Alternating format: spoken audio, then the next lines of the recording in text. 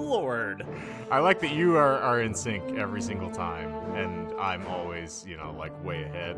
So, Well, it you looks like can't we're predict here. me. So it's always nice. I love it. Right when you think you know, you come out of the west. Welcome back to the remote sessions of the Disinformed podcast. I am Shane, I am John. And I am Michael. and by the eternal, Behold. Damn! behold, Ah! we still can't clap. Nope. Let's be real. You call these the remote sessions, but I have a feeling they're going to stay probably as remote as possible because the audio quality, I think, last week was great. Oh yeah, it's it much was improved. tasty. Mwah. Other than the fact that Michael now, every 20 to 30 seconds is like, what? Huh? Huh? What? What? What? Michael. Huh? What year is it? It's I'm Shane, I'm John, I'm fucking deaf. Huh? Oh, man. Oh, Or he jeez. has a short span of attention. I can't tell. It's just one way or the other. Definitely the latter. Okay. So, Huh? how my meeting looks as far as like seeing your mugs right now is that Shane is on the top, I'm in the middle, and then Michael's at the bottom because I'm Okay. doing like kind of like the left side is the video, the right side's Audacity, so I can make sure that nothing's peeking on my end. But as far as what we all look like, so Shane looks very professional. I'm wearing a Nostromo shirt, so it's important. Yeah. I look like a bum. and Michael looks like he just took down the sheeting from doing camming, like on My Free Cams or like an OnlyFans. Oh, account yeah. kind of That's thing. those are the computers behind me. I switch. Can't stay in one station too long. Yeah. No, see, when you have to do oral and then you have to go do anal, you want to have two different sources. Yeah. So that Like I said, you don't want to stay in one station too long. or position, yeah. Yeah. Here's the question. How do we feel about the fake ejaculating dildos? Because that just creeps me the fuck out. Every time do I it. have encountered one, I'm like, Wait, those are from Bad Dragon, right? Trigger. Oh, yeah, he has no idea what this is. Yeah, trigger warning. Yeah, I believe they're from that. Oh, okay. I'm by not gonna lie. trigger, do you mean you're about to come? Yes. The first triggering. The first time I saw that, so I'm gonna just peel back the veil. Peel The back foreskin? Yeah. Why'd you say that? Oh, Shane, you're doing it to me again. Most of my porn viewing is on Reddit now, so a lot of it's like GIFs or like short things that have like little audio, but audio is not like a do or die for me because apparently I'm a monster. I need the audio. It's a requirement. Yeah. If I'm going to watch any of that nonsense, that's 80% of why I'm involved. But one of the most like successful or like it's like the jumping off platform for like Reddit porn is either NSFW_GIFs or r/Gone Wild. And on Gone Wild is when I saw this dildo for the first time, and it perplexed me. For good reason. Having never encountered one in the flesh, pun intended, Ha. what do you put in that thing? Do they sell a goop with it that is supposed to be, consumable that these poor unfortunates are utilizing? Or is like, what, do you shove a Go-Gurt packet up it like, an air socket for some sort of like means to dispatch a lamb or something like the air gun from it? You just have like a Go-Gurt packet, you slam in that fucker and wah! Well, I think Gwyneth Paltrow's on the case. And Ah. no, I don't know. It always looks white though. It always looks very ejaculate. It looks like someone who's legitimately like throws rope for a living. Like maybe they're like selling like. Do you think they flavor it like real cum? You'd have to have something to keep you coming back for it. I mean, short of like one person who at one point asked me if I could like freeze my semen and give it to her as like popsicles, which John will remember that story vividly, I'm sure. Wait, I don't know of any people who like functionally crave that to the point that they need it. I thought you were referencing You're the Worst, where she froze a condom. I didn't know you were telling an actual story. Yeah, I'm nodding, which is great for an auditory medium, but for the boys that are watching, yes, I'm nodding. That is a part of that story that will have to be told in like a special episode where we have 2 hours unfettered that you boys are ready to get on a roller coaster. So John for the second time. Sounds like we can get into sexual experiences next week. Bruh. And how? And So- bruh. bookmark that because I'm down to tell. I was thinking about it today because of recent Twitter events. Okay. But I was thinking about escapades back in the day and how hairy things got. Pun intended. Yes. Yeah. Jeez. So speaking about things getting hairy, I did my first live stream acoustic on Instagram over the weekend. Ooh. And it was essentially just like any other show that we do. I had 4 people watching the entire time and 17 people say that they were going to be there. But no, it was fun. And then I went on our band Instagram and I made a poll on whether or not Shane should also, because I was using the damn page to kind of cross promote. And so I tagged Shane, like, hey, should Shane do this? Yes or no? Made the Instagram poll.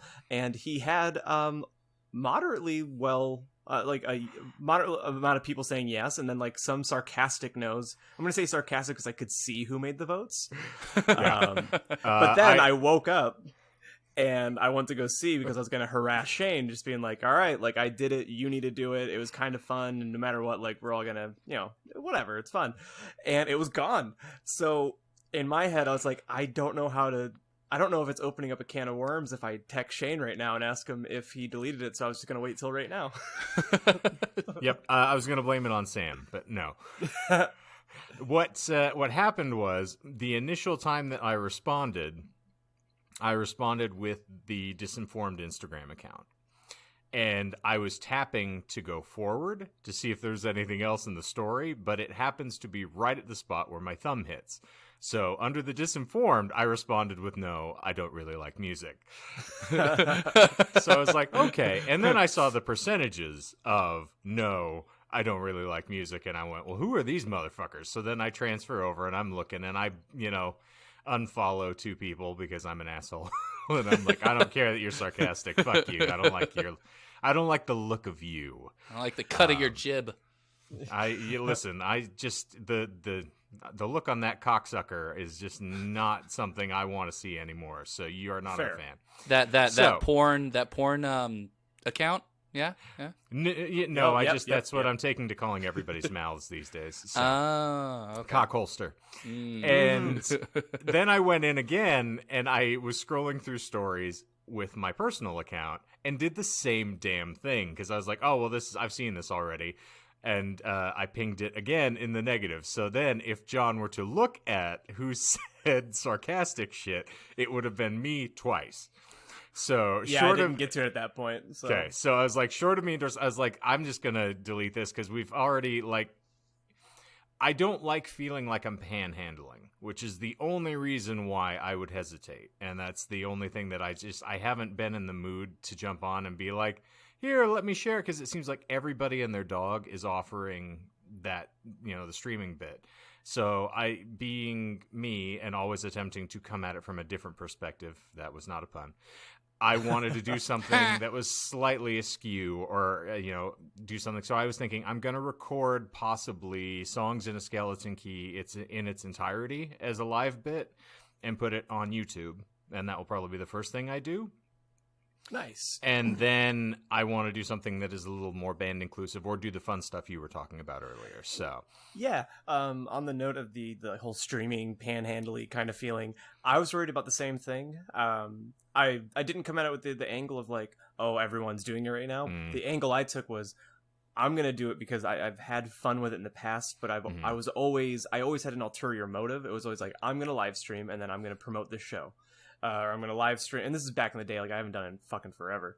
But I think the line that I drew was like, I'm not going to put my Venmo. Like, I'm not going to put in a link or be like, hey, if you like what I'm doing, send me tips. It's just like, no, and I said it during the live stream. I was like, this is so fucking weird because like we had so many gigs planned out. Like I should have been playing today as it were. So at this point, this is kind of selfish on my part because I just want to fucking play. Yeah, and I think that was not intended as a dig, by the way. When I say no, I know. It's more from my headspace. I'm a piece of shit. I get it. Yeah. No, the second I started entertaining, when I was thinking about it, I was like, I can't do this unless it is something that is cathartic for me. And if I'm not in the mood, or if I don't want to do it, like it's gonna feel like it's coming from the wrong place. So you obviously were having a good time and wanted to have fun. So I totally endorse it, and I think that's awesome. So I want to be in the same spirit and do something that feels like it's fun and would be good for me. So yeah, I agree. Yeah, it's all about doing what's right for you and what makes sense in your head to make things go by. You know what I mean? That's why, like, when I was looking back at that City in Color cover thing that I've started to do, I was like, fuck, I was like 90% done with covering that whole album, and I might as well just do that. Sadly, I don't know of any way that we can participate in it together at this point, but... Well, I mean, we can do what all the cool kids are doing and just, do what we're doing right now and then try to get music together. And then I look at you and go, that requires one rhythm that we barely managed to muster in person. I know, yeah. But no, we'll find something to do. But kudos, by the way. I'm enjoying those. So keep that up. It's been fun. I have one that I actually have never played before that I need to work on next, but I've been especially now that I know I have until May to finish all of it, kind of not lost motivation, but I'm like, all right, I can let the others see if I get more views on the other ones first and like set an arbitrary number of like, once it gets X amount on this last one, then I'll do the next. So I'm never going to finish. There you go. Yep. Goals. But yeah, that thing we were talking about with the band, it sounds pretty fun. I'm glad that you thought so as well. So Michael, what we're doing is not to make you just be the editor in the session here, but well, I'm always that, so I'm okay with it. It's my lot in life. We're kind of toying. We're toying with the idea right now of like giving each other challenges, like hey, blowjob challenges, or like, can you throat this black dragon dildo until it squirts Go-Gurt into your nostrils? No, it's bad dragon, not black dragon. Bad dragon. Do you not know that website? Hold on. We're going to need to buy a lot more condoms if it's a blowjob thing, because Sam's not going to be involved otherwise. Yeah. But we're, like, the challenges as far as, like, I would be like, hey, Shane, I think you should cover this song. Or, like, what brought it up is that we have this inside joke with Sam where we harassed her because she's a violinist, and violin is really prominent on both theme songs for The Walking Dead and Game of Thrones. That we were like, you should do a cover of those. And back in the day, she would basically just tell us go fuck ourselves. So now it's our way of continuing to ruin her life. It's just being like, well, I mean, you're an okay bass player. You're an okay violinist, but like, what do you know about music? Because you can't even play Game of Thrones. She is an okay bass player, though. I will give her that. Yeah, I mean, she can finger. Have you challenged her to play Devil Went Down to Georgia? Oh, that's a good one. That's a great one. She gets that one once or twice a year at the very least. Oh, yeah. Well, I mean, like, my ex is a violist, so she gets asked that all the time. She's like, first off, viola, not a fiddle. So I think Sam would get the exact same reaction. Sam basically responds the same way. She goes like, I'm not a fiddle player. It's a violin. It's a dramatically different approach. But of course, this is also the same woman, if we're haranguing, who specifically says that the lead singer, John Paul from Hurt, doesn't play the violin right. Oh, well, he's not classically trained. Because he will actually... Now, the funny thing is, like, I've played in a band with this woman for years. I admire her skill. I think she's fantastic. And at the same time, I'm like, that motherfucker is singing and holding it in front of his face and bowing at the same time and basically, like, doing it inverted. So he's not even playing where it would sit comfortably and you could manage it. And he's still hitting the notes he needs to, singing and dancing about like a merry fiend. Yeah. I'm much more impressed with him than I am with her, so... I mean, that doesn't sound like he's classically trained if he's not playing it the way that they're classically taught. Well, so essentially it would be like if she expected us to be able to like do tap polyrhythmic riffs while doing our regular vocals and not miss a beat. You mean you can't? I thought you could. No, I haven't sucked the right bad dragon yet. Yeah. John Petrucci, I am not, by any stretch of the imagination. Not with that attitude. Yeah, and how. So, what the hell are you drinking, Michael? Oh. Come. It's Modern Times. No. Okay. For a second, from the font and the coloration of the can, I was like, Coca-Cola beer. makes no sense in the world. I'm like, why in the hell would you want to pair those two terrible things? They have Coca-Cola and coffee now, so... I am presently drinking a Twisted Mango Diet Coke. Okay. So, because I wanted to try it. It's bizarre. But, wait, what's Twisted? It's the lime, right? It's Twisted Mango. Oh. So, apparently it wants to see, other mango of its same cut, maybe. I don't know. Well, since we're doing what we're drinking, I am drinking Daisy Cutter Pale from Half Acre Brewing. Ooh. Well played. Yes. Which, it's basically water in my house, because I have a problem. No, I was going to say because you're in Flint, Michigan. Oh, shit. Is that still a thing? Yeah, it's still a thing. Yeah, I mean, presumably, yeah, it's still a thing. Yeah, I think we're brushing over it at this point. Kind of ignoring it, like we have. So it's speaking Michigan, of Coke, it's hard not to ignore it. Oh, shit. So Coke might not be in the beer brewing game, but they are in the not hard seltzer. They're in their seltzer game now with Aha. You guys tried any Ahas? Take on me. Yes. Uh-huh.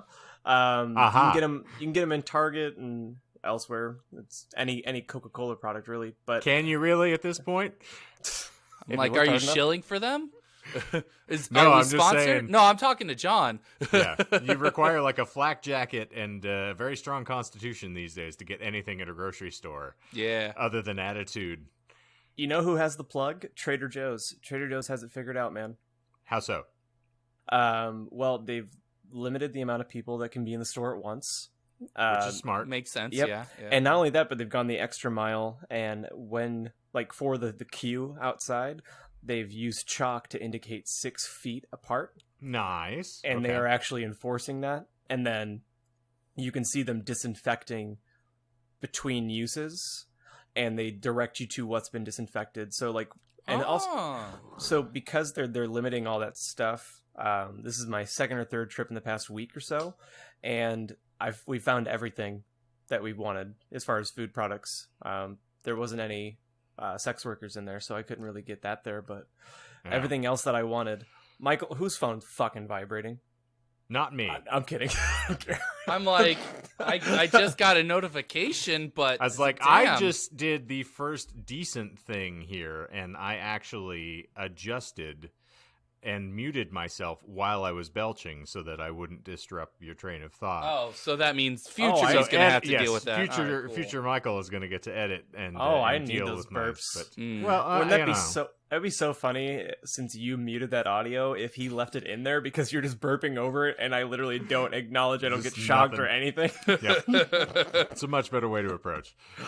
Also, I hope you know that, and it just dawned on me now that Michael has more power than we give him credit for, because what he has in his hands now is the ability to take your isolated vocal and clip it of anything. He could, with all the amount of talking that we've done now over 3 episodes, he could probably make you say anything that he wants. I mean, he can do that already. I'm fairly easy to manipulate. I put my foot in my own mouth. I'm like, I could probably just ask him to say something. All right, sure, whatever. It's like we've got 35 now episode, or 30. This will be 34 or 35 episodes 34 of audio of me constantly saying something that is either incendiary, bordering on being racist, bordering on being like a pedophile. I mean, there's just any number of things. Because I still think I'm Teflon, apparently, as I coast myself into 40. So, yeah, it's going to be good. Well, I mean, now that you're getting to be in your old dog years, like, you are what you are. Yes, so indeed. At least you're wearing it like a badge of honor. I can start claiming now. It's like, well, I was raised in a different time, so I can't help it. It's, kids these days.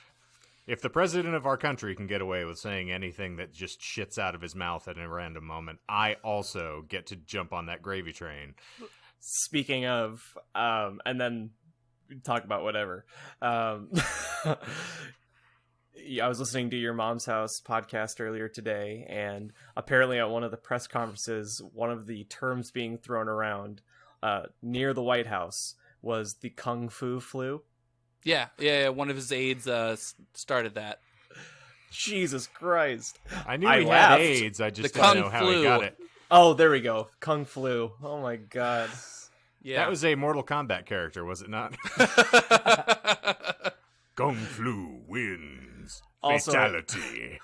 I saw a meme, and it was when they say that the virus will leave you, like, one of the symptoms is having no taste, and then it's like a picture of somebody sweating, and the caption is "Imagine Dragons fans." Damn. Oh, pain. All right. And well, that's me. So, I do have one thing I want to say before we get started. So remember, I think it was like 10 episodes ago or something like that when we did the worst fan fiction episode. Mm-hmm. So I actually have started work on transcribing the My Immortal fan fiction into kind of a script that we can read from if we ever decide to do that. Okay. It was something I wanted to do late at night last night. So That is so hot.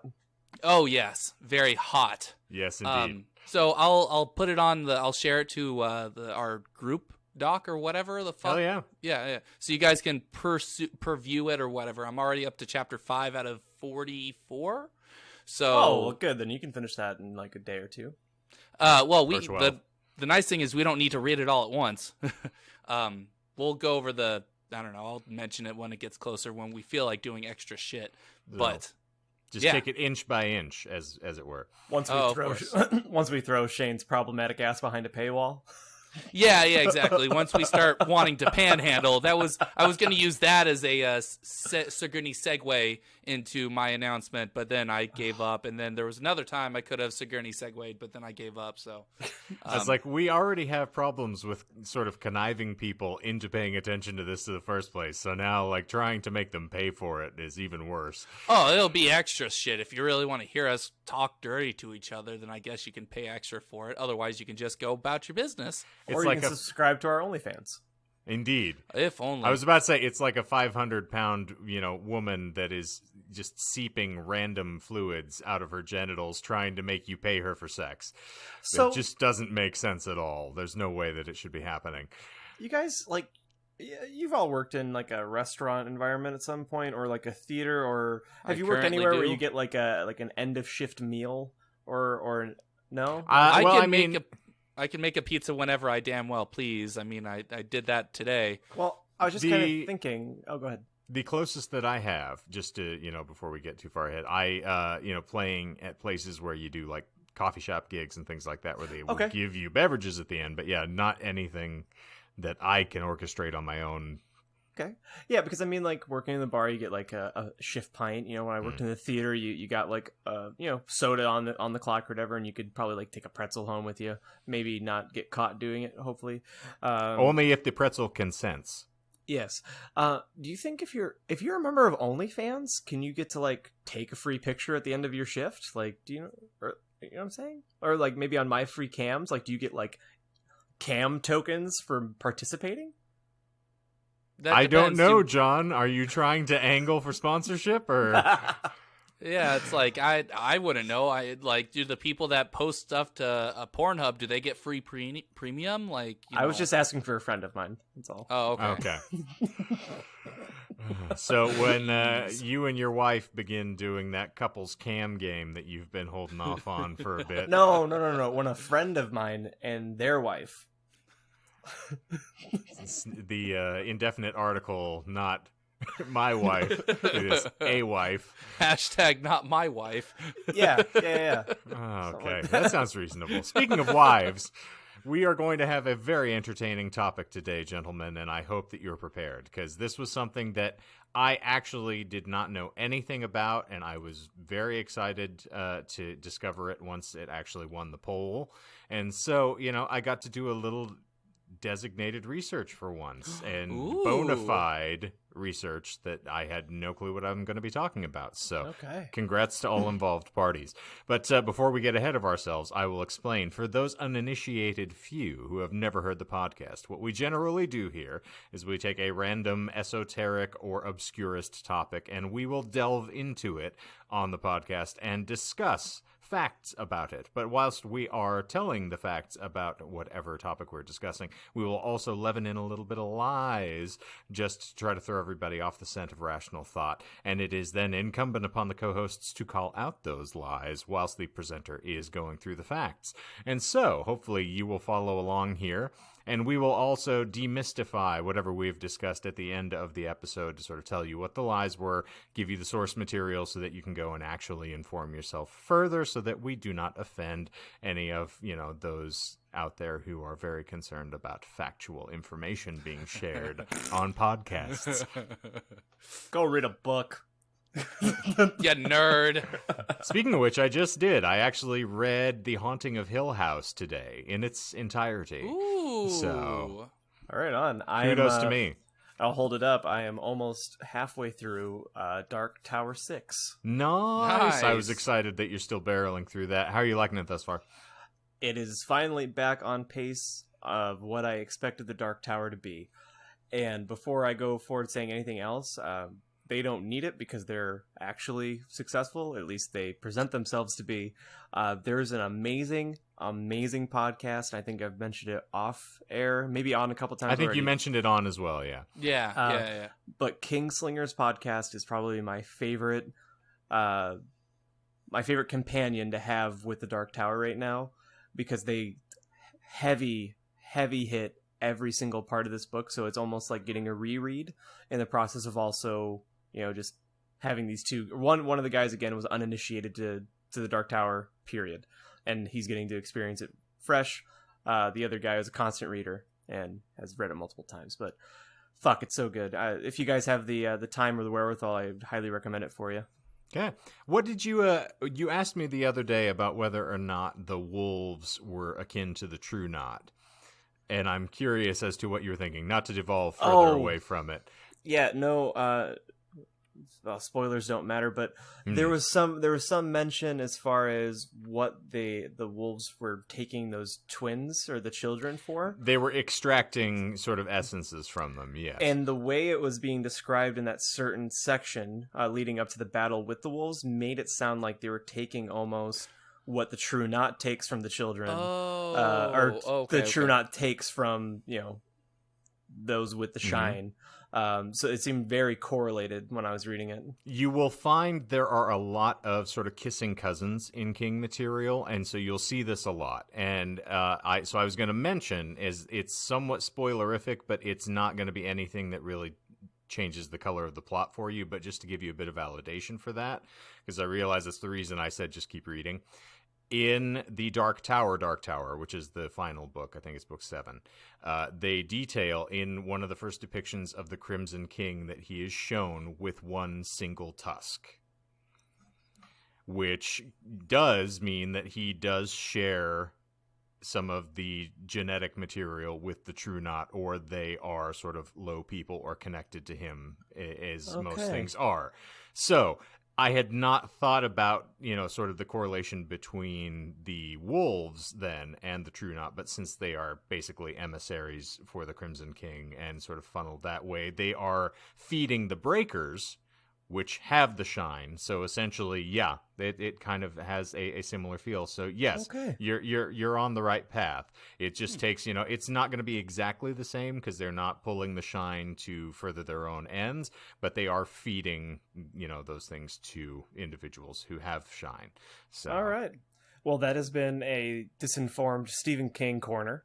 Well, you can also get further down because the Ted Brodigan character, for those of you who have run through as well when you encounter it, that is later on. Yes,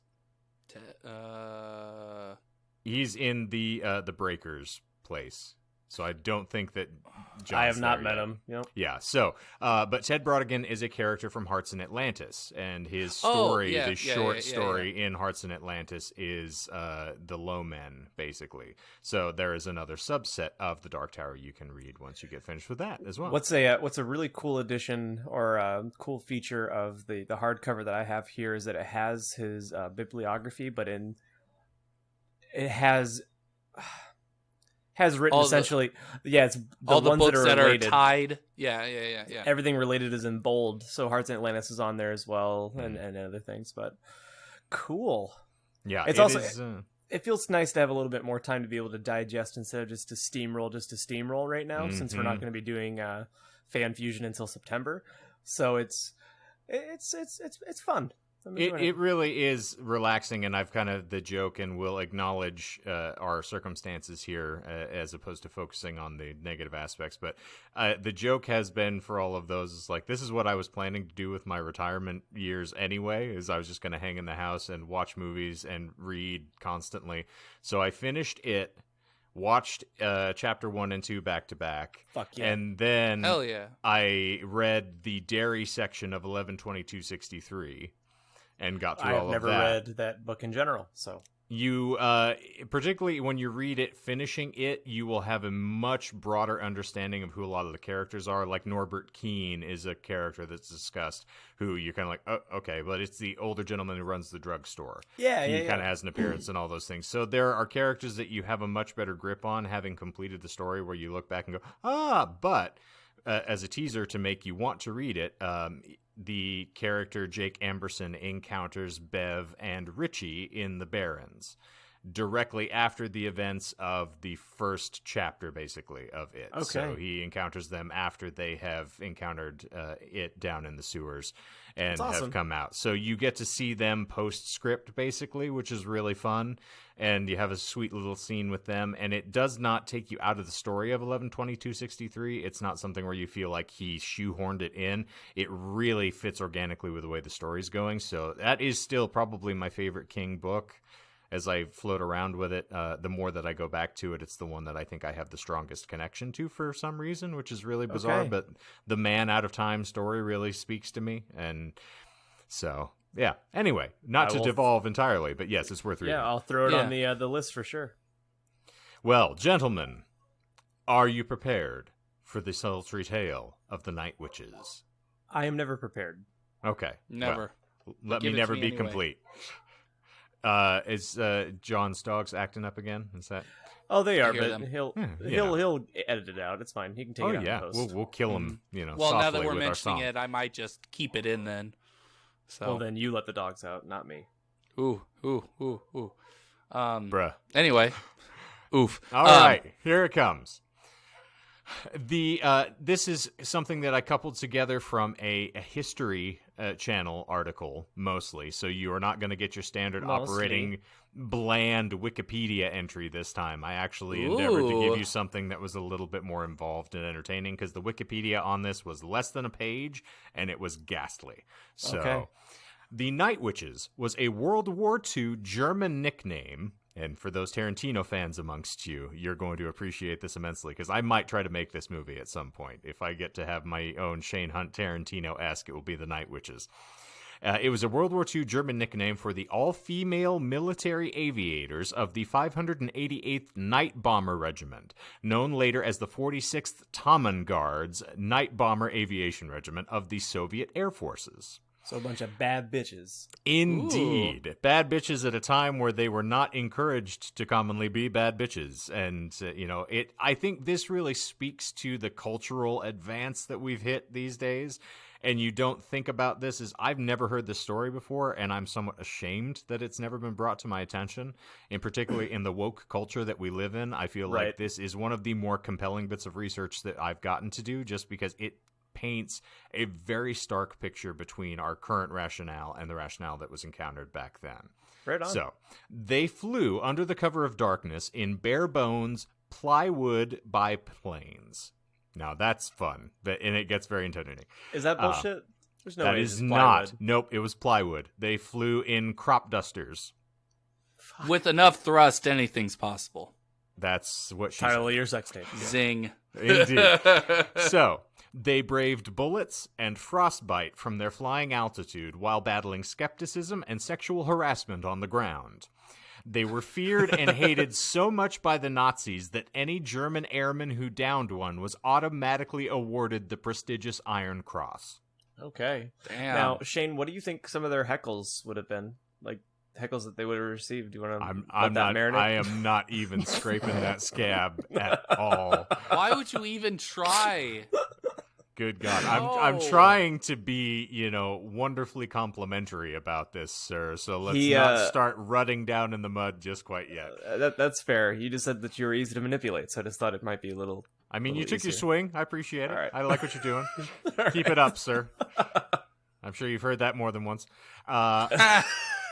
It's a real issue that affects a lot of men.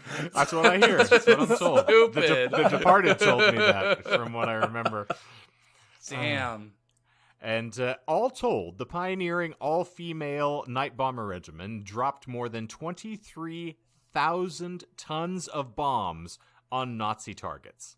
In doing so, they became a crucial Soviet asset in assuring an Allied victory in World War II. The Germans nicknamed them Nachtsachsen. Good luck, my German's horrible. Or Can you spell that? It is Nachthexen. Not Texan. Nah, Texans. Or night witches, because of the whooshing noise their wooden planes made resembled that of a sweeping broom. So cool. Damn, that's gangster. This sound was the only warning.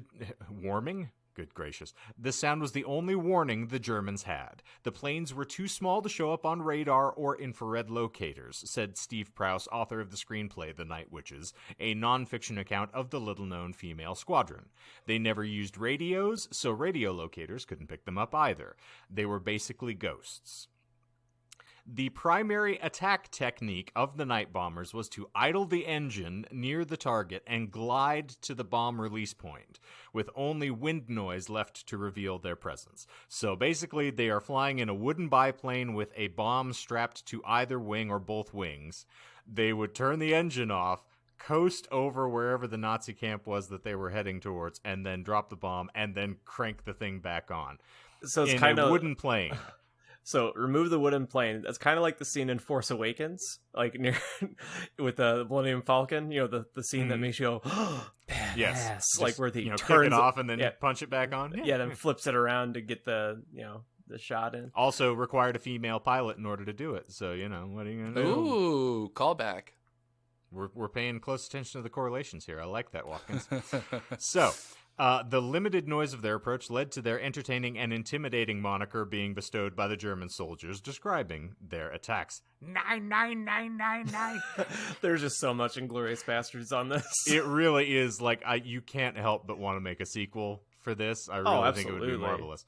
Due to the weight of the bombs and the low altitude of their flights, the pilots didn't carry parachutes until 1944. Now think about that for a minute. You've got women. I'm gonna call bullshit. I don't think they ahead. ever. Oh, I was gonna say I didn't think they ever had parachutes. No, they had parachutes eventually, but yeah. Okay. That just flummoxes me that in a wooden plane flying that low with bombs strapped to it, they're like, we're not going to give you anything, basically. But again, now they to gave context, them little pockets of cocaine because if anything only happened back then, you're falling to your death. Just do some cocaine about it. Yeah, you're fighting in a basement. How can you snort a line while you're plummeting? Like the wind's going all around you. Pinky nail, man. Just scoop it out and, I know a certain Arizona barber that might know the answer. Ow. I swear, Jeez. the slander alone was just, we're all going to get it at some point. Damn. I didn't say anything, so. You made a fine point, yes. But Arizona's a big state. It is a very big state. I agree. So using female bombardiers wasn't a first choice for the Soviets. Now, I should also contextualize, based on what we were talking about, this is also the Soviet Union who lost double the amount of individuals who were killed in the Holocaust.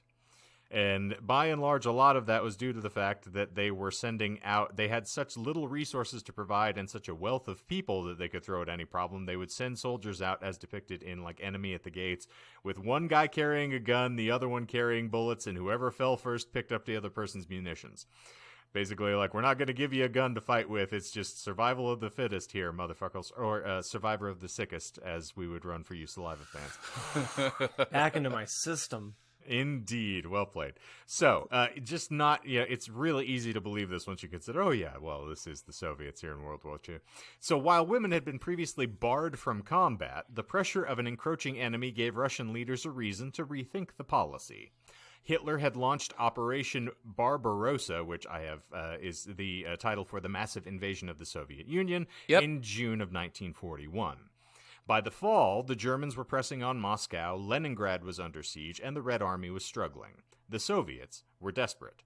As such, Major Marina Raskova used her position and personal contacts with the Soviet Premier Joseph Stalin to obtain permission to form female combat units.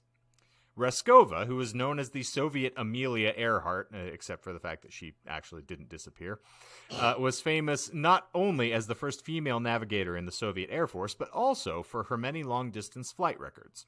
And she had been receiving letters from women all across the Soviet Union wanting to aid the Russian war effort, like you do. And while they had been allowed to participate in supporting roles, there were those who wanted to be gunners and pilots flying on their own. Many had lost brothers or paramours and had seen their homes and villages ravaged. Seeing an opportunity, Raskova petitioned Stalin to let her form the all-female fighting squadrons. On October 8th of 1941, Stalin gave orders to deploy 3 all-female Air Force units. The women would not only fly missions and drop bombs, they would return fire, making the Soviet Union the first nation to officially allow women to engage in combat. Now, how is that for a little bit of interesting trivia for you, gentlemen? That's something I never would have stumbled across on my own. Yeah, oh my god. And not something that is typically lauded for our good Soviet friends, in particular with our current affiliation with them, due to our things we can't discuss on YouTube. So, previously, women were only able to help transfer planes and ammunition, after which the men took over, because, well, naturally, patriarchy says heavy lifting must be left to those with smaller minds. And so, got it. Raskova quickly started to fill out her teams and their uniforms. Jesus Christ. Sorry, that was licentious. I'm sorry. I got back in my lane too quickly. So, from more than 2,000 applications, she selected around 400 women for each of the 3 units. Most were students ranging in age from 17 to 26.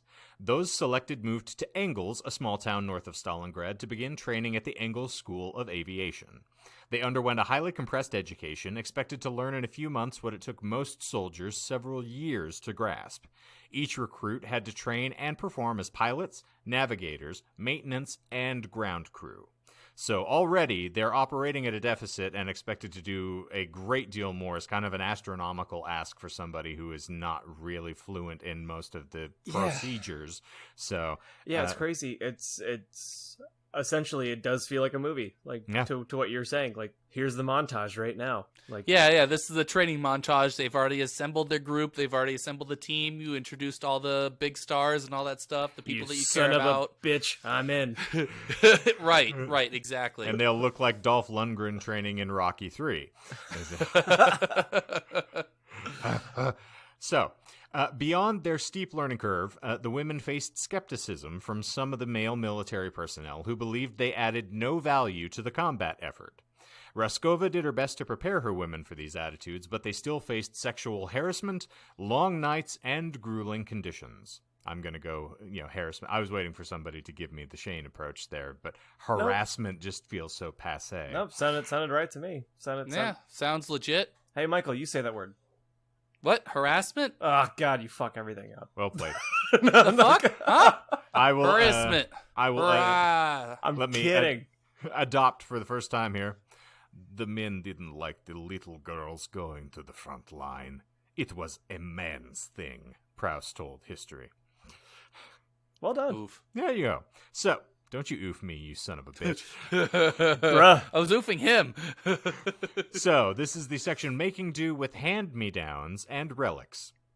The military, unprepared for women pilots, unprepared for most of anything. If you've seen any documentation of the Soviet war efforts, I don't think they were feeding them food. They just told them, take in as much oxygen as you can handle.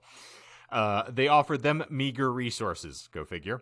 The flyers received hand-me-down uniforms from male soldiers, including oversized boots. They had to tear up their bedding and stuff them in their boots in order to get them to fit properly, according to Proust. As you do. Their equipment wasn't much better. The military provided them with outdated Polikarpov PO-2 biplanes. I have no idea what the hell. Bless you. Yeah, thank you. The 1920s crop dusters that had been used as training vehicles. These light 2-seater open cockpit planes were never meant for combat. It was like a coffin with wings, said Prowse. Made out of plywood with canvas pulled over it, the aircraft offered virtually no protection from the elements. Flying at night, pilots endured freezing temperatures, wind, and frostbite. In the harsh Soviet winters... Go ahead. Sorry, so they're just trying to kill all the women in the Soviet Union. That's what they're trying to do. No, I mean, honestly, given their situation at the time, that's probably all they had Was to killing really women? like. Yeah. It was a pastime. No, like the equipment that they had, like they were giving hand-me-downs because that was all they had. Yeah. And they also didn't want to give like the freshest made shit to them. But like crop dusters or the couple of made like planes that they were going to give to people that were actually fully trained. Yeah. Okay. I mean, From a devil's advocate standpoint. From looking at like the German war effort, I mean, they were churning out equipment constantly, which is something that they had more than adequate resources in order to do because they basically had a military-industrial complex that was kind of in place. The Russians did not. So the only thing that the Russians really had a wealth of, if you're going to speak of anything that they had a mass supply of, was population. They are, basically the giant country over there, secondary to China as far as like space that they cover and occupy. So it's very easy to figure that they were just throwing bodies and they didn't have the equipment for most of them. So yeah, it's not shocking. Fucking A. All right. So in the harsh Soviet winters, the planes became so cold that just touching them would rip off bare skin. So good luck. If you misplaced a hand, you'd have a glove on when you were trying to climb into the plane. That's always fun. Due to both the plane's limited weight capacity and the military's limited funds, the pilots also lacked other luxury items their male counterparts enjoyed. This one will crack you up.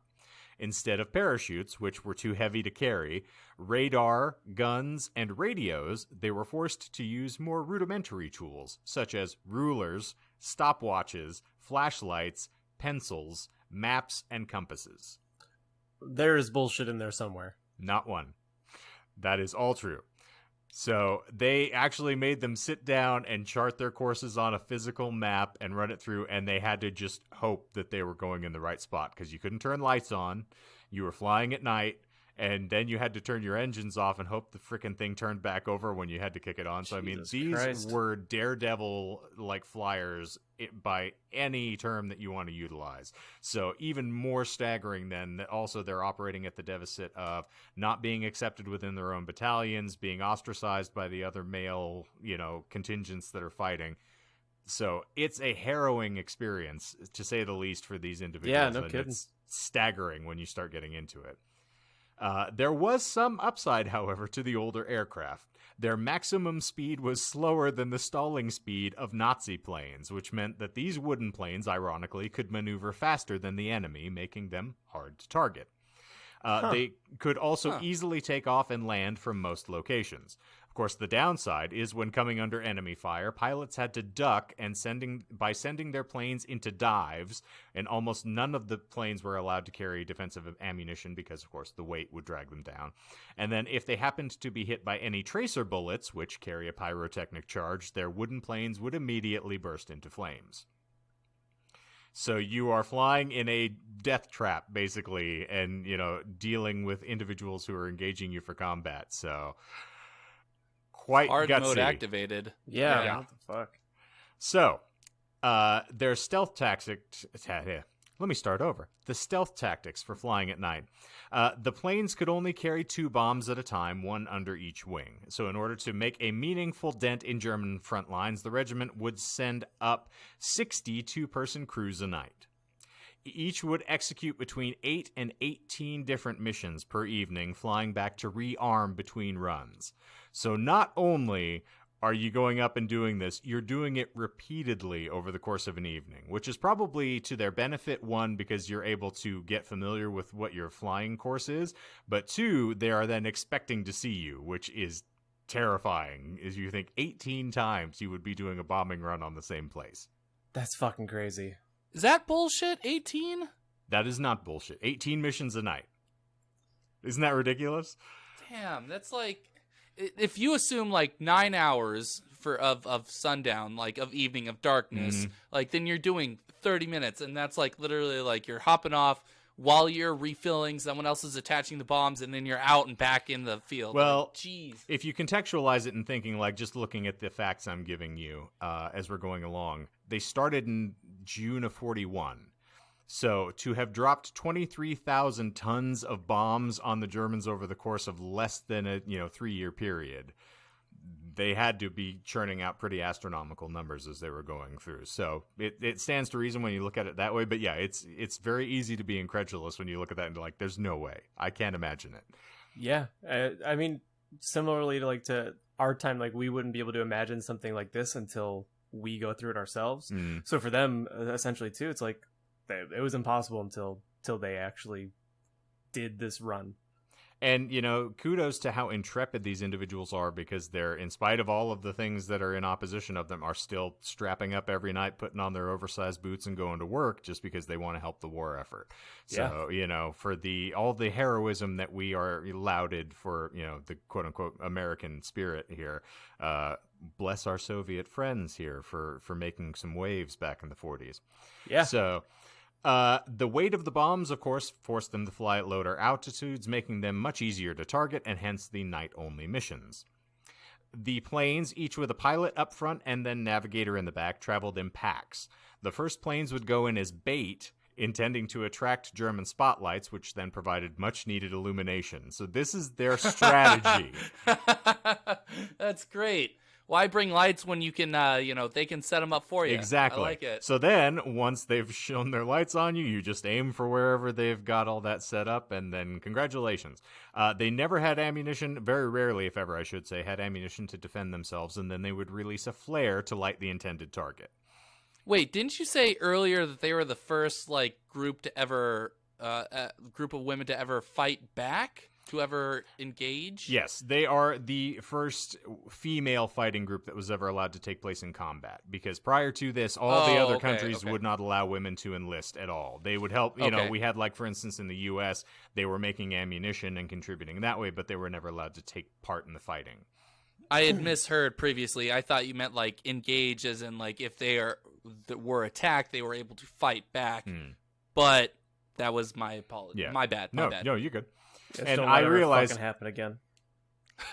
Be better.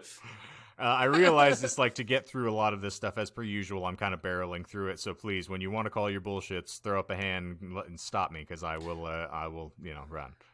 Thank you. That's what I wanted. It's very cute, asshole. Isn't there a chat? There is a chat There function. is a chat function. You think I'm going to read that while I'm reading this? Just yell at me, asshole. We'll correct. Just raise hand on the button. It's an easy way to go. Well done. That's what I want. That tiny little thing I can read over there. Yeah, your penis. I can't read my penis. I've tried. My vision's not that good. I even with bifocals, I can't get it.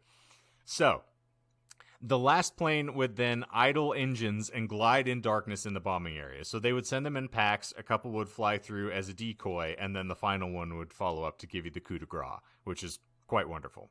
It was this stealth mode that created, of course, the signature witch's broom sound. There were 12 commandments that the Night Witches followed. The first was, be proud you are a woman. Killing Germans was their job. We're in the business of killing Nazis. And, brother, business is a booming. In addition to doing that, killing Nazis, they did needlework in their downtime, as well as patchwork and decorating their planes, and danced. They had free time? Apparently they had free time between 18 bombing runs a night. Why do they have commandments? That's part of their commandments? That they had to do needlework and all that? I don't think that's a part of the commandments. Okay, because I was gonna say bullshit to that. I didn't find the specific 12 commandments of being in this other than be proud that you're a woman. That was I like lists. It's easy to make up lies when you have lists. That's one of the reasons I eschewed doing it, is I didn't need to make anything up here. So, well, fine. Yes. I also realized I lost my track of what I was doing here, and I was going to tell you how many lies there were up front, and I believe there's only 2. So I missed out on that. My apologies. I know. That changes everything. I'll catch you next time. We'll get it. Right. But, so, moving on. It kind of feels like we have a really improvisational feel. I know. It's crazy, isn't it? So, did someone mention that at some point to one of you? That no, we have an improvisational Oh, no.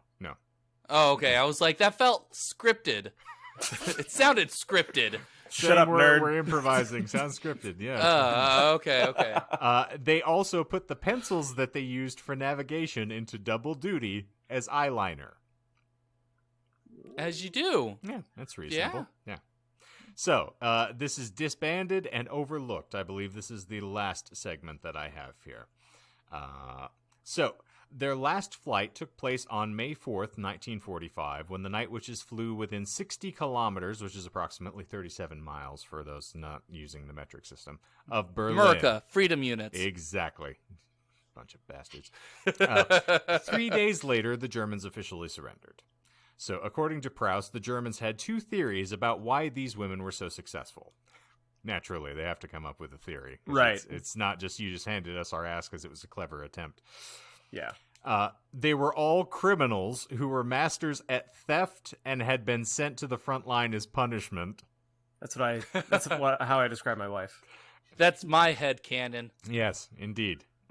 Or they had been given special injections that allowed them to see at night. They're Captain America. They got the super soldier serum. No, they just ate a bunch of carrots. Yeah. Oh. Or it could be that they're women and they have not encumbered their sight by masturbating, frequently over the course of their entire life. Because we're told that's supposed to deteriorate your vision, right? That was the old. I still can't see out of my right eye. That's because there's cum in it. Oh, I was gonna say you need to keep your glasses on when you're doing that, brother. I hate to tell you, but it's a sneeze guard. Goggles. Sneeze guard. The cock sneeze, as John and I used to refer to it. So, coincidentally enough, oddly, that male semen has a lot in common, chemically speaking, of its composition with snot. So I have referred to it as a cock sneeze, just purely from that. Because if you put the two together, it's basically the same thing. Or if you want to make Is it that really bullshit? sexy. No, that is not bullshit. The chemical composition of snot and semen are very similar. Yeah, which Michael, is if funny. you spent any time with a dictionary, if you looked up dick snot, it comes up. It's actually the word of the day on thesaurus.com right now. If you go look it up, cock sneeze or dick snot. This is Michael's new nickname, apparently. He's actually Googling it. He is. God bless him. So, altogether, the Daredevil heroines flew more than 30,000 missions in total and about 800 per pilot and navigator pairing. They lost a total of 30 pilots, and 24 of the flyers were awarded with the title Hero of the Soviet Union. Roskova, the mother of the movement, died on January 4th, 1943, when she was finally sent to the front line, and her plane never made it. I like that Michael is laughing at that No, because he's sorry. looking up cock sneeze on the internet and lost his... Don't you I looked up dick allegedly- sneeze. So dictionary.com didn't have dick sneeze or dick snot, but they had dick chicken, which, you know what, fuck it, I'm derailing and I'm going to read it real quick. Okay, Dick Chicken. Dick Chicken has been previously wait, what were you going to say? He was the vice president of the United States under the Bush administration, from what I recall. Nice. The game of Dick Chicken is where two men, usually straight, lower their pants and walk toward each other on a path that would cause their penises to collide until one loses by veering from the path or chickening out. So, I love that you fun get fact so of the day. excited about dicks and straight dicks that you have to get so close to your microphone when you're yelling that explanation to us. Okay. All right, so I've been keeping an eye on my Audacity, and there is I thought I changed this, so I have a reason why my mic doesn't work. Because you're an idiot. It's because it's Audacity, and I thought I had changed it. Audacity will automatically adjust your mic volume depending on the input. Yeah. Hey, Michael, what's 60 divided by 2? 30? So $30 each, one from me, one from Oh Shane. my God, no. Get you Yeah. a blue. It's the Audacity, and apparently I'm not smart enough to have changed that preference, Well, so I'm it's, going to have to look into that so when I'm done. The audacity of you, I would say, of claiming that this is the problem. So the last time, so where we were before, he was laughing at a brave woman being killed on the front lines. Yep, that's what he was looking at. To give you some measure of credulity, though, we're going to leave that alone. Michael thinks I deserve women it. dying is a funny thing, and that's why he's a serial killer. I can't help but get the giggles. Corn pops. It happens. Yeah. Okay. Okay, So let's get serious again. she was given the very first state funeral of World War II, and her ashes were buried in the Kremlin. So, Okay.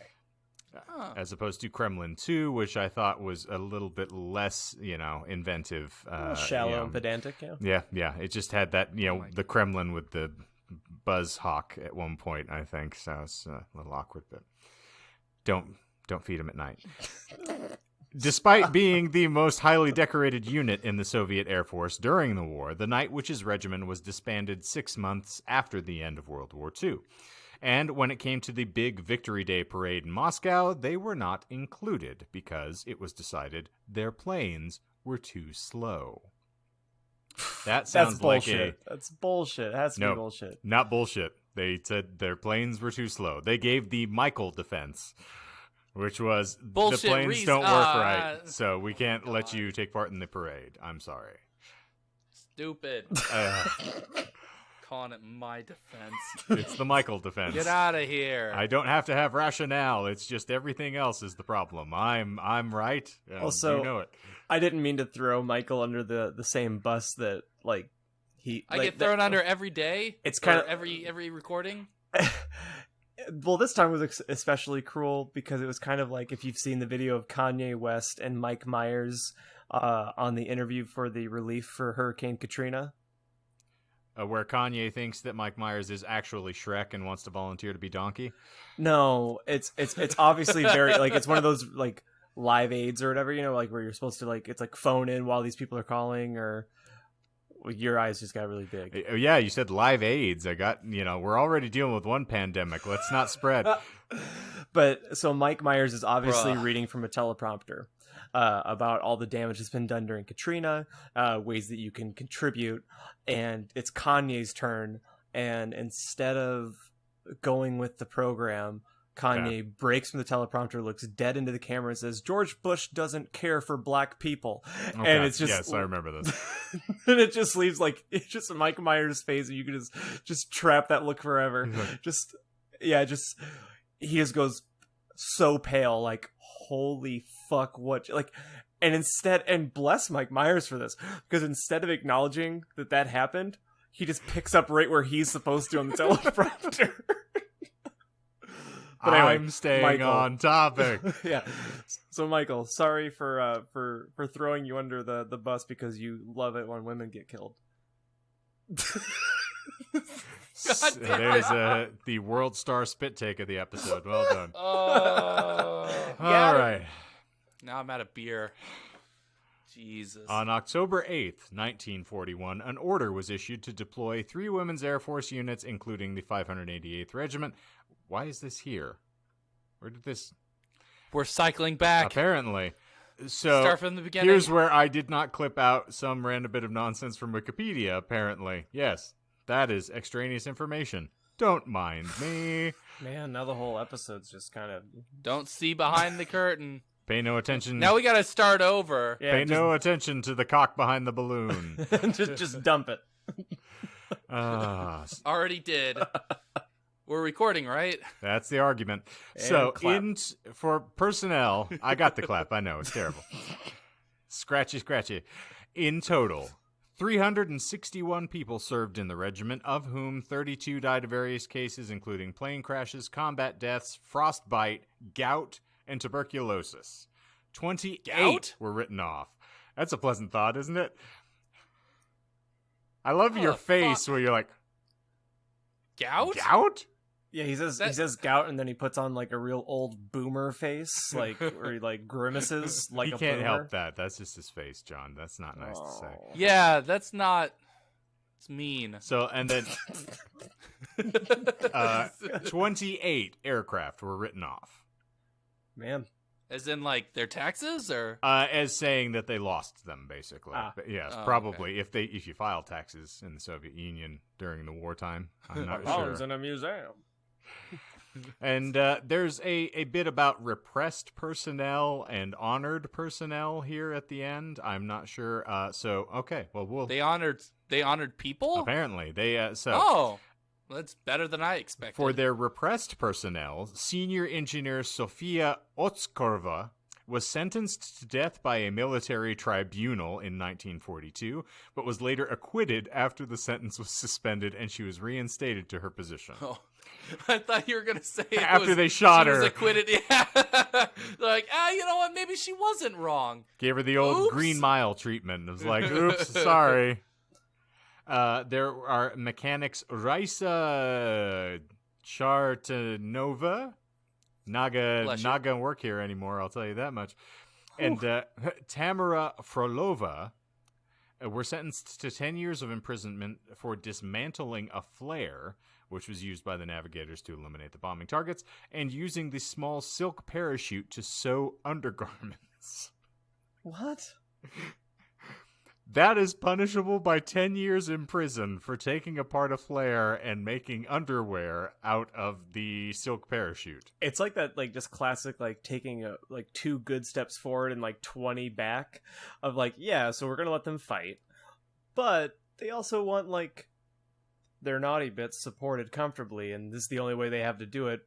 Fuck them. Put them away for 10. They want to be farting through silk. I mean, who doesn't? They were still retrained as navigators, but Frolova was killed in action in 1943. So, sometimes this is where we get back into Wikipedia and the random nonsense that people decide to include about topics. I will never quite understand. Yeah. But holy hell, how fascinating. Now, John, you will appreciate this. 23 personnel from the regiment were awarded the title of Hero of the Soviet Union, as I mentioned previously, but 2 were awarded Hero of the Russian Federation, which I think is a rap unit, from what I understand. Yeah, it is. And then 1 hero was awarded Hero of Kazakhstan. Ah. Koshak? Cool. Koshak, yes, indeed.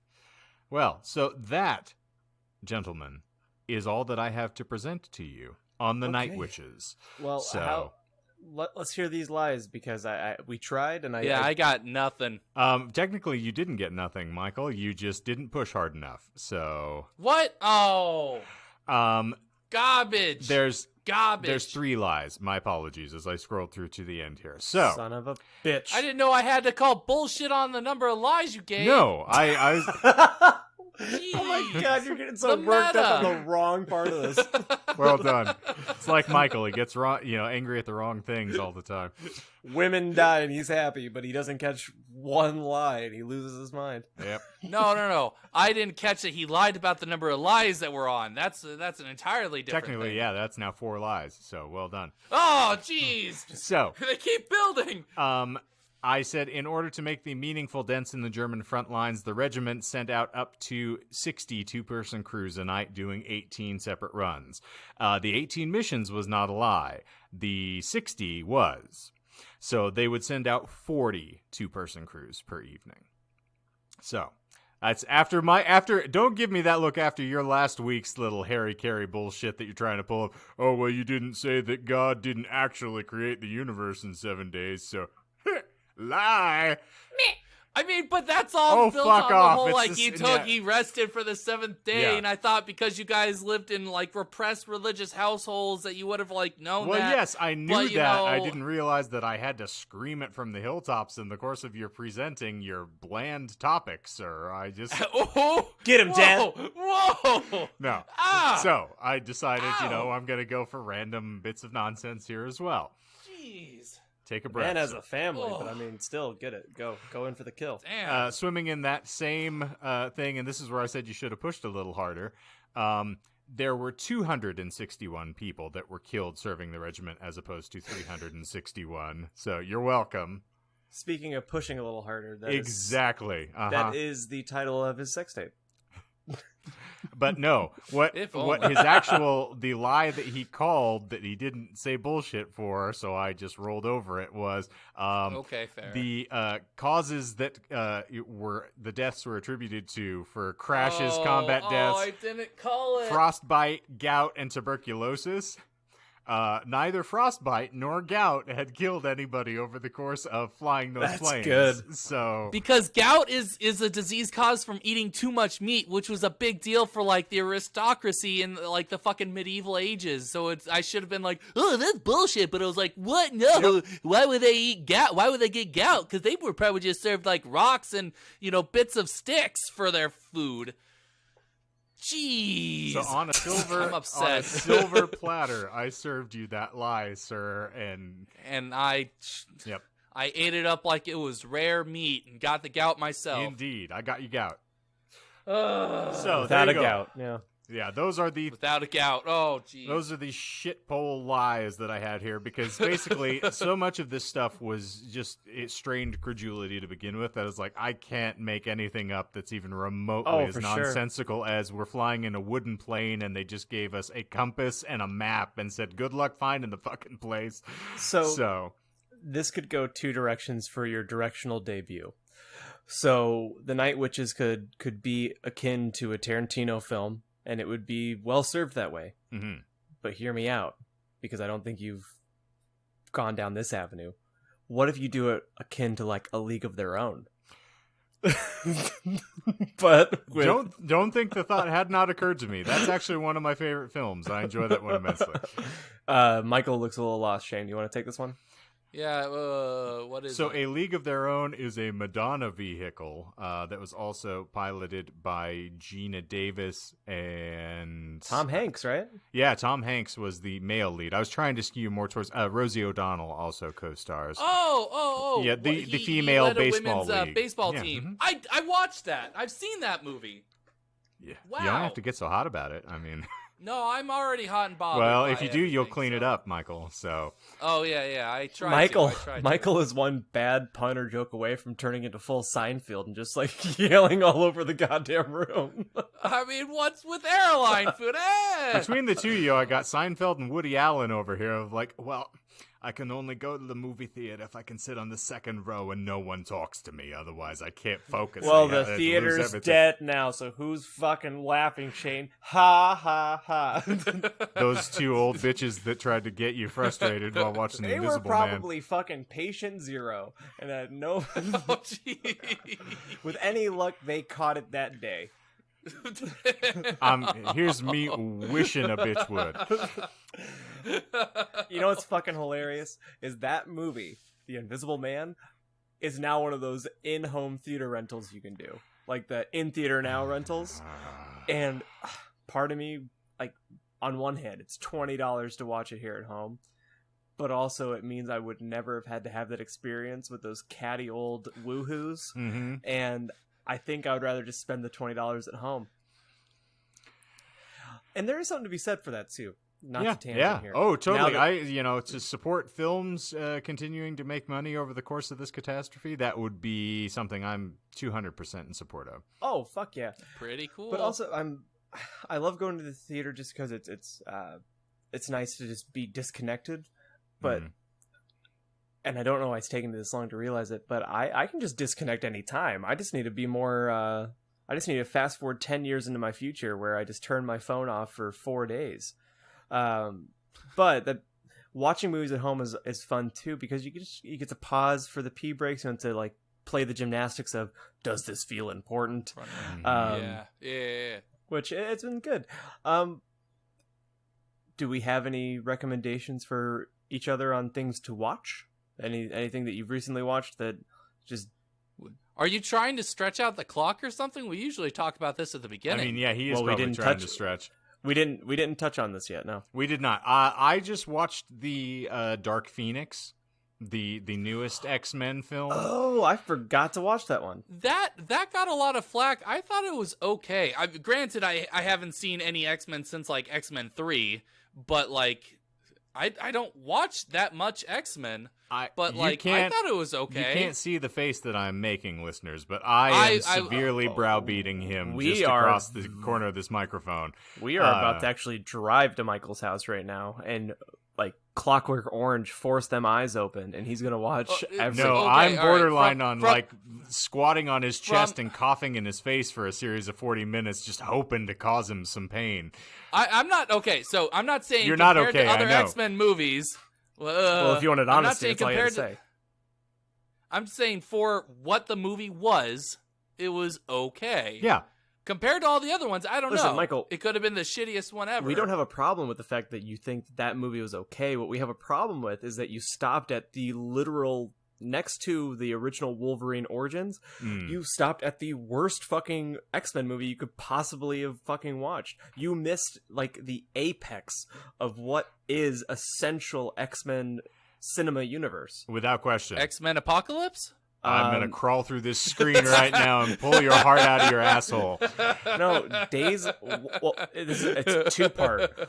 One, if we're going with the actual, like, their cinematic arc, Days of Future Past, Days I think, of Future is, Past, without question, yeah. I is love that one. the pinnacle of X-Men movies. And then Which one was the one that was the original, like, it wasn't the time travel hard reboot, but it was the movie after that where it Apocalypse. just followed...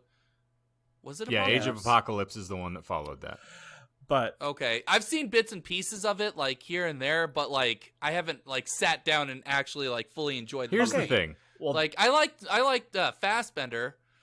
He was a good actor. He Fassbender? played Magneto, right? Yeah, whatever. Flossbender? Flossender? Sure. He played Magneto, you right? were Yes, gonna he be did. a magnificent Yeah. old man. He What? already is. He's, Huh? mid-20s and still managing it, so... What year is it? Okay, Is Nixon still so president? secondarily, the movie Logan. So Days of Future Past and Logan, I would say, are essential X-Men viewing. Without So, question. To stay topical to what I brought up, Michael, I think you should watch Days of Future Past and then also watch Logan. Now, have you seen First Class at all? Have you seen any of the newer ones? You stopped is at that- X3. Well, that was the one I truly remember, like, sitting down and watching all at once. I know I've seen bits of First Class because that's the end scene involves, like, a fight in, like, a stadium or something like that. No, that is Days No. of Future Past. Okay. Then I have seen the ending of that. God. The last, like, I don't know, because that had Peter Dinklage in it, Yes. right? Bless you. Yeah. Okay. Yeah, you need to watch Days I- of Future Past. But if you want context as to how they set the universe up, First Class, also really great film. So, if you're going to run through anything, Logan is a must, of course, and I'm going to second John on Yes, that. I do know that I need to see that movie. Well, then I'll It is double really down good. and say by this time next week, I will have expected you to have seen Logan. And I hope you're expected to be let down, just like all of my teachers and professors since kindergarten through You You now. have hate your not- parents. And how? Oh, well, that goes without saying. I mean, John and I have been making the same chalupa joke now for at least 2 years, and Yeah. I'm upset that you're not catching it, so... Get it with chicken. I don't catch Get it much with steak. things. The new quesalupa from Taco Bell. Anywho, That's my favorite thing. it's so marvelous. It really is. Now, here's the deal. I have a very affectionate tie to the comic source material as well. So, John, if you want a recommendation, you should read Days of Future Past if you have an option. Ooh, I'll check into it. Yeah, if you do, like, you said you were trying Kindle Unlimited at one point, right?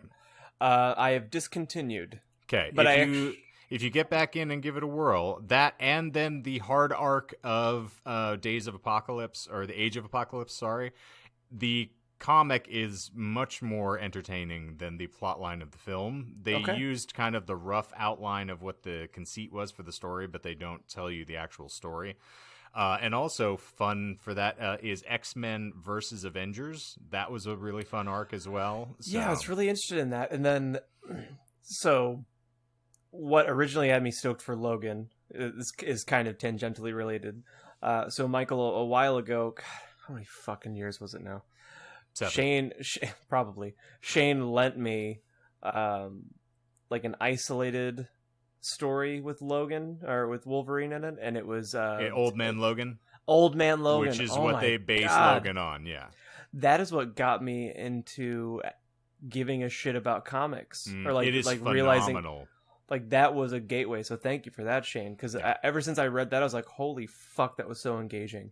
And that's why now I'm balls deep in Preacher and everything like that. So, okay, well, I can, maybe just put that in the show note or remind me, and I'll look it up on Kindle. And I'll send you a reading list. Is always good. But then I also watched several things. I went on a full-on movie binge. I watched The Good Liar, which is a little weird to nail the dismount. It's the Ian McKellen.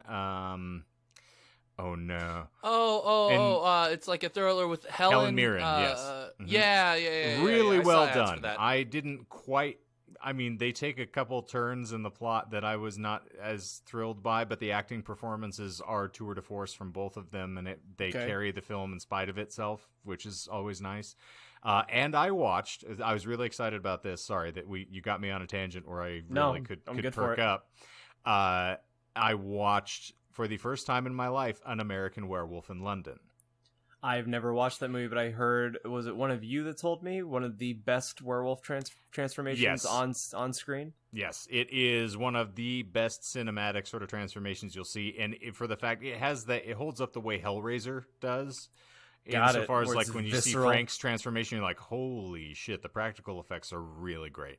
And it's also one of those, like, it's one of the progenitors of a horror film that has I should say it harkens back to the old horror films where it's kind of like the Laurel and Hardy meet Frankenstein kind of bit where it's funny in addition to being very morbid. So it is very much sort of ahead of its time. Such a really good film. I think you would enjoy it just for the joys of our macabre sense of humor that we share. So would you, between Good Liar and American Werewolf in London, which one would you recommend that I watch by this time next week? American Werewolf. Okay, if you get an opportunity, it is well worth investing. It's a fairly short film. I think it's only like running time's like an hour 20. Oh, cool. And then just to clarify before I give my recommendation to you, Shane, you have Prime. Right? Melissa does, so I mean I can kind of finagle it if I need to. But so essentially, like on your PlayStation, you could log into her like with her Amazon credentials for the Prime app. Cool.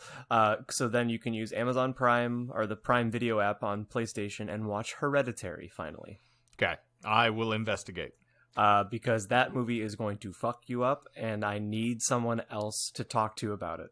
Because I recommend it. Yeah, because I never finished it. Yeah, I recommend. Oh, that's right. Oh my gosh. Yeah, I watched it right after watched Midsummer right after Midsummer came out, and I watched up to probably the last 10 minutes of it or something like that. Baby boy. Yeah, exactly. But I saw the CinemaSins of the ending, so like I know how it ends. So is it because you got too spooked, or? I don't remember. I think like I just like it was late at night, and I'm like, I'm not watching this at dark by myself. I'm just gonna bitch out. Okay, well, like good. That. Well, so that means if Shane watches it, there's not gonna be any like we can throw up a spoiler wall, and we can just. Oh yeah. I'll be fine. I know how it ends. So guys, we have the makings of a fun little loose episode next week where we can follow up with each other on these movies. And then I can let you all down. Yeah. What else is new? And then we can share some intimate details about our naughty bits. Ooh, yay! Oh, now that we have cameras, I guess that's we're starting our OnlyFans tonight. And and Michael, I'm sorry, I didn't mean to exclude you. Are there any? I thought you just knew that I wasn't gonna say that I had seen anything because I hadn't seen. I want you to appreciate the fact that I stopped what I was going to say, so I'm gonna refrain from going further. I guess I just need to say it just so that it's on record. Michael, are there any movies or is there anything that Shane and I need to watch by this time next week? If you guys like playing video games, you can play Doom Eternal. That's pretty much the only thing I've been doing. It's on my list. And then since you guys both are my PlayStation friends, well, Michael, you're not. If you have, ask me, I'll give you my friend name or whatever the fuck it's called. Send it, bitch. And he's Papa Guac 666 there. So yeah, actually, probably easier just for you to gang. Anyway, speaking of which, since the PlayStation Plus game for this month for April is Uncharted 4. Yeah, I already played that. It's a beautiful game. You should play it. You should play all four of them. Like one of my top games of all time. Like the story, the gameplay, decently like better than all the original ones. And then the ending was very good, tied, clean, cut. Michael, done. you're beautiful. in all caps right now. Game. Am I? Hey, in your speaking tone, yeah. Michael, I'm going to share your PlayStation. Caps lock is cruise control for. No, don't please. What is this? Is this not real? No, it is. Okay, all right, fine. Before, because you're probably gonna blather it out anyway. All right, so the story behind it. No, that is. I'm not even gonna censor that. I'm just gonna delete that word. But anyway, oh yeah, if you say it, I can just censor it. So there. But anyway, the story behind it is my PlayStation 3 account was connected to an MSN email, which doesn't exist anymore. So when I tried creating or adding my PlayStation 4 to that account, it's like, oh, enter this code that you get in the email. And I didn't have the email because it didn't exist anymore. So I had to create a new one. So I spent like about a good hour and a half plus coming up with a username or an account name. And everything I came up with, no, already taken.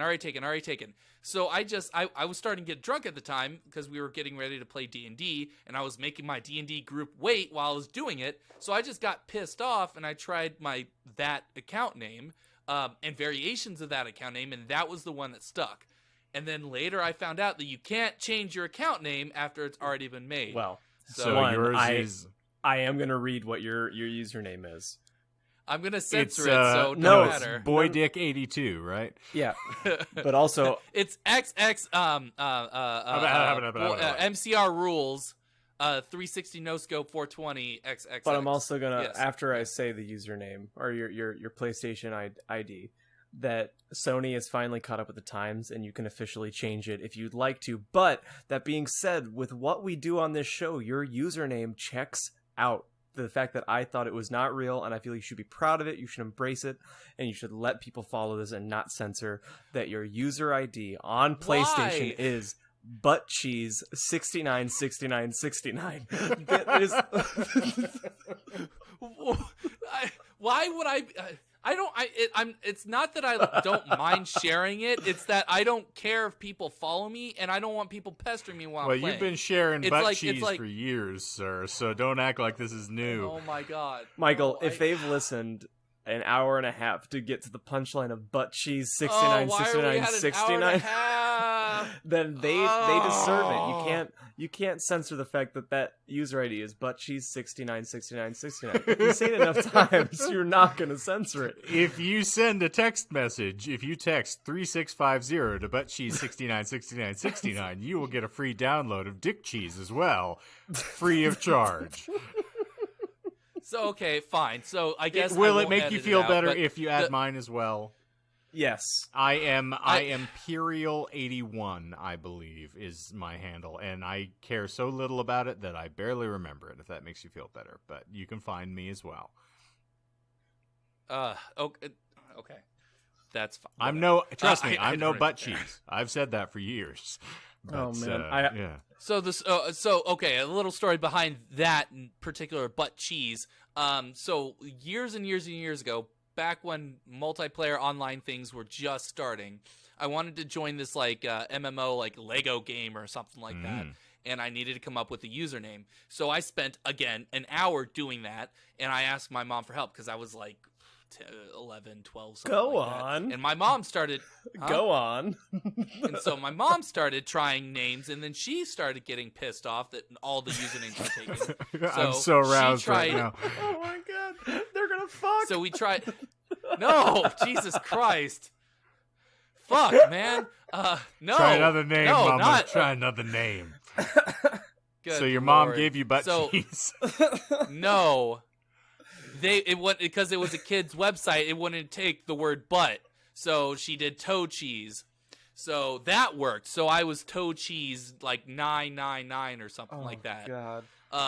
Yeah, so then my World of Warcraft ID or my Blizzard account name is also that as well. It's butt cheese like 998 or something like that. And then my first character on World of Warcraft was also butt cheese until I got reported for having that name on an RP server. Jesus, look out! The bad boy of the podcast is coming through. Yeah, butt cheese rebel over here. Yeah, so that's the history, and that's Okay. why when I got frustrated, I just did butt Michael? cheese, and then like it didn't accept, so I did 696969. You could have saved yourself so much aggravation by just being a little more clever and gone but B-U-T, comma, cheese, and then you would have been fine. It would have still been butt cheese, but then you would have had a conversation starter as opposed to an embarrassment like your current handle. But to your favor, Butt cheese? you have butt to your perfectly cheese. set up an ending point to lead into next week with that story. What? No, because Huh? because I'm already. It's next week. We're just going to put a trigger warning now at the end of this episode for next week's content, What the fuck? and we're going to call next week's episode "Not Safe for Life," and we're just going to be disgusting just for the sake of having just an all gross episode. Mm-hmm. Why? What? I don't Why not? care I'm fucked in anymore. the head. All right, fair enough. Good point. I want to. Oh God, this is gonna go on forever. That's okay. Mike. No, Michael no, can no, take no, it. no, no, Do it. no, Do no, it. You got it. please, no. So when I want- Oh my God! Stop! All right. Listeners. Someone said, "Oh, it's This perfectly is- fine. We'll just record, and I can edit it before we release it. It's fine. Let's do Yeah. it that way." So This is my last little tangent, and then I am done. I'm Oh, you're done? Good. Fine. You're done. Me being fucked in Do the it. head and finding similar-minded people.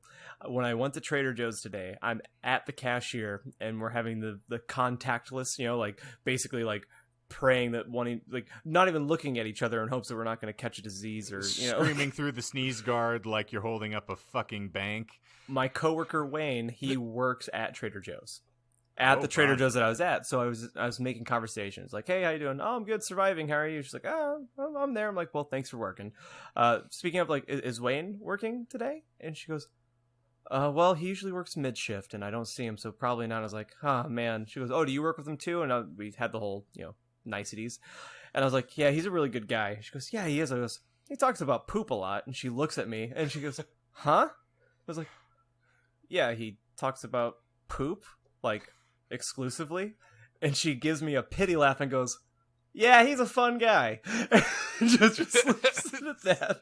The only appropriate way for you to end that conversation in a Watkins-like way is once she finishes with a, "Yeah, he's a fun guy." You'd be like, "You want to see my dick?" No. Yeah. No one wants that. Well, your wife claimed to, at least for the 20 minutes when she was passed out in the car and you read the vows. You were there. I was holding her head. So we did a weekend at Bernie's wedding, and not by Bernie, I mean, here I am once again asking for your roofies. Yeah, we had to, me Oh, my pantomime like Muppet his poor wife through the, the tiny chapel in Nevada, And Yeah. that is canon. yeah. So it's official. John's been married by subterfuge now for several years. It's wonderful. Bless you, kids. No, thank you. I'm not hungry. Is she okay with you keeping the cuffs on as long as you have for this long? Or, I mean, you let her off more frequently, right? She's basically kind of, the FDA would qualify and classify her as free range at this point. Yeah, and I mean, I stopped rubbing her face in the urine in the room a long time ago. She can pee wherever she wants. Oh, well, that's nice. Is she still eating out of the cat bowl, or? No, she's graduated to human food. Ooh, well done. Still eating out of the cat bowl, though. I like that Michael's, like, his face right now is like, it's the face of, like, just begging for death because he knows what's Just about to end happen. me, please. Release me. Give me the sweet release That's of also death. what his wife was saying earlier today, if I recall. Release me. Not again. Not today. Not tomorrow. Not ever. Oh, never mind. It's Michael's going to be laying in bed at the end of this like the Emperor at the beginning of Dark Crystal. Like his face will just be, collapsing in on top of itself going, "I am still editing." the only reason we do this to you, Michael, is because of how good of a job you've done. Because you can't just... Oh, don't just end this by sucking me off, okay? You That's can't- normally how we end Jeez. things, Michael, if you're not Yeah. familiar with John and I by now. Yeah, you can't just Finishing it. edit an episode in a day and then expect me not to try and push you further to see if we can't make it longer and still have the same turnover. I edit it in a day because I can't edit it Friday through Sunday because I'm not in my house. So what you're saying in so many words is that we give you purpose. No. No. Well, you just said you were released from Howie's. They've cut your hours, so now you can fill in that empty space with doing some real work that contributes to society. Like us talking about obscene things we do to our loved ones. Oh, I love us so much. So we are now eclipsing our previous record of longest episode with this week's episode. By a significant margin. No, not really significant. I think we're probably like 3 to 4 minutes, to be truthful.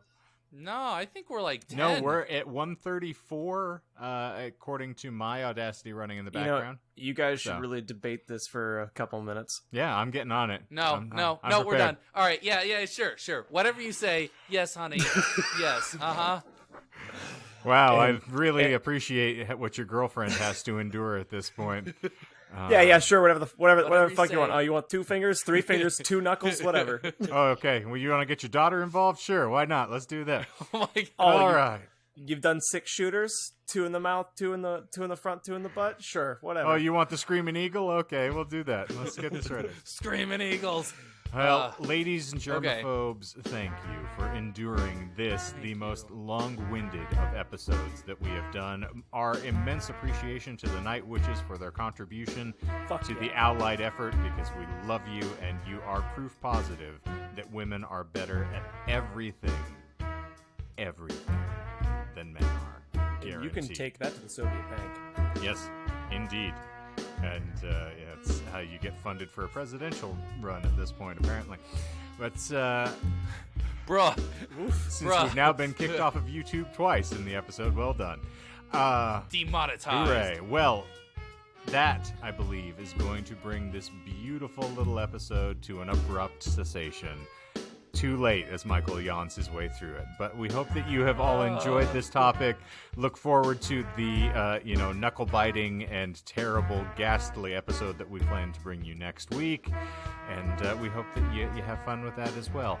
If you enjoy what you are, hearing here, like Michael does, then you can check us out on the social networks. Find us on Facebook.com/disinformedpodcast, on Instagram @disinformedpodcast, and on Twitter @disinformedpod.